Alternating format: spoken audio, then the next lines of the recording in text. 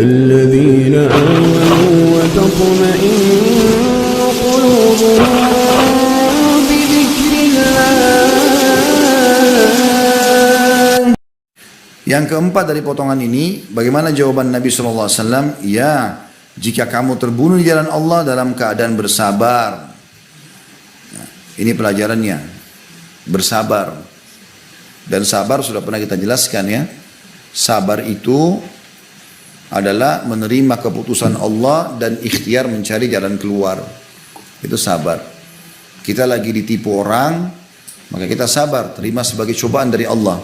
Jangan terlalu banyak keluh kesah, kecuali pada orang-orang yang kita butuhkan saja memang untuk membantu gitu kan. Kemudian ikhtiar. Ikhtiarnya boleh kita serahkan nanti kita tuntut hari kiamat atau kita tuntut di dunia misalnya. Jadi bukan sabar berarti terima begitu saja, enggak. Dia bentuk ikhtiar gitu kan.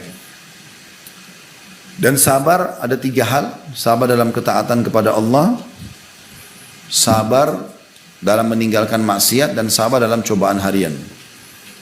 Jadi untuk dulu di majelis ilmu seperti ini, untuk bangun sholat malam, untuk bersedekah, sementara kita butuh, luangin waktu untuk pergi haji dan umrah, dan segala macam hal, jihad, bakti sama orang tua yang sudah sangat pikun misalnya gitu kan. Maka itu semua butuh kesabaran. Itu juga sabar dalam meninggalkan kemaksiatan. Kita semua akan punya potensi untuk melakukan pelanggaran. Tapi pada saat itu datang, sabar. Dan kemudian cobaan harian. Ya sakit, ya gangguan orang dan segala macam hal. Maka orang berjihad butuh kesabaran. Tidak bisa tidak. Butuh kesabaran. Kemudian yang kedua, maksudnya di sini poin kelima ya. Manfaat kelima yang diambil adalah orang terbunuh mati syahid itu kalau dia sabar. Kemudian yang keempat, yang kelima adalah mengharapkan pahala. Nah ini puncak ibadah teman-teman. Puncak ibadah. Setiap kali Bapak Ibu kerjakan sebuah ibadah, targetnya kejar yang Allah janjikan. Itu puncak ibadah. Boleh nggak saya sholat malam supaya diampuni dosa saya? Memang itu targetnya. Karena Allah turun di sepertiga malam bertanya, adakah yang mohon ampun, saya ampuni. Kita targetnya mengejar itu tepat. Boleh. Boleh nggak saya lakukan ketaatan semua supaya saya masuk surga? Memang itu targetnya. Tujuannya itu. Karena kita kalau ada target, kita akan maksimal dalam mengerjakan sebuah perbuatan. Makanya dalam syariat kita, semua ibadah pasti ada keutamaannya. Supaya kita ngejar. Kalau kita baca, seperti di buku ini, kalau Bapak Ibu kembali ke daftar isi, keutamaan sholat duha, keutamaan sholat malam, keutamaan tahiyat masjid, keutamaan sholat rawatib, keutamaan sedekah, keutamaan bakti, keutamaan semua. Nah itu mengejar target. Kita mengejar target. Maksud dalam target ini selain mengejar target juga diikuti dengan kekhawatiran atau rasa takut jangan sampai Allah tidak terima. Ya. Karena Nabi SAW mengingatkan masalah itu kepada Aisyah radhiyallahu anha tentang masalah orang-orang yang mendapatkan pahala yang besar, rezeki yang luas di surga, di dunia dan juga di akhirat.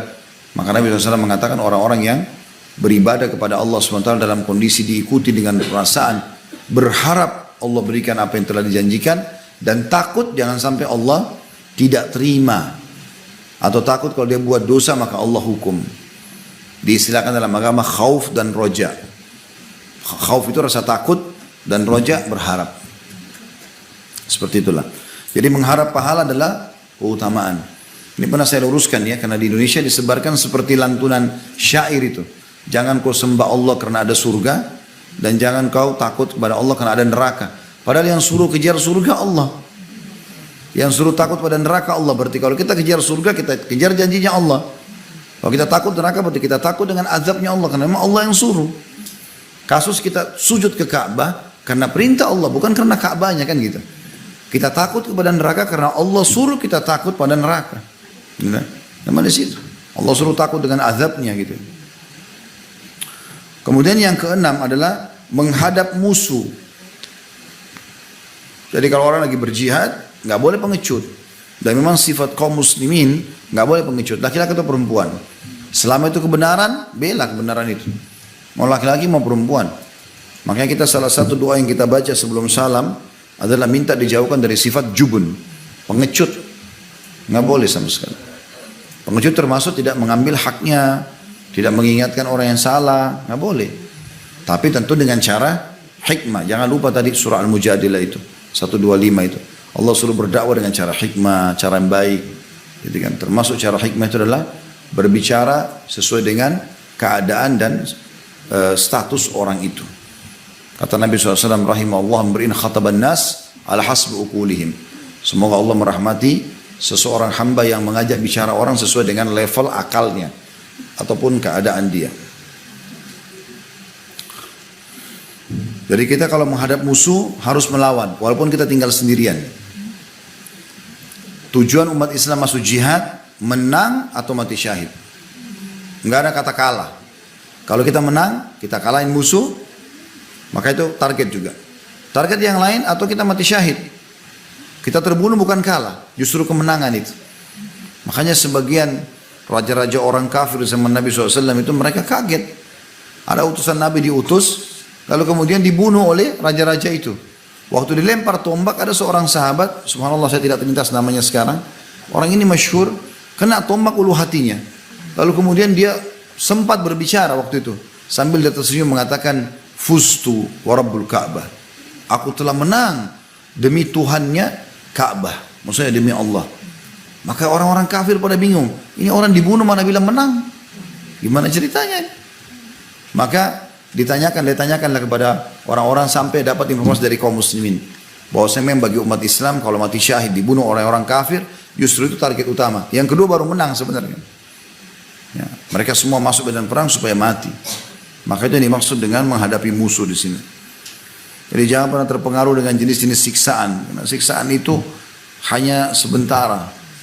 Orang ditebas pedang, orang ditusuk tombak, itu hanya sebentar. Mirip orang sakit disuntik. Selesai, habis itu. Orang mati nggak ada lagi rasanya. Tapi semua akan dia dapatkan kebaikan-kebaikan. Pada saat Ja'far radhiyallahu anhu, kakak Ali bin Abi Thalib radhiyallahu anhu mati syahid di perang Mu'tah, maka tangannya dipotong dua-duanya, dadanya ditusuk, darah semuanya. Bahkan dalam beberapa riwayat disebutkan Ja'far dibelah dua oleh musuh. Dari kepala sampai kemaluannya terbelah dua. Tangannya sudah putus, dada yang ditusuk dibelah dua oleh musuh. Karena banyaknya pedang yang menebas dia gitu. Kalau melihat pemandangan itu luar biasa gitu. Tapi kata Nabi SAW, sungguh sekarang Ja'far sedang terbang mengelilingi surga bersama malaikat dengan dua sayap yang digantikan oleh Allah untuk pengganti dua tangannya gitu.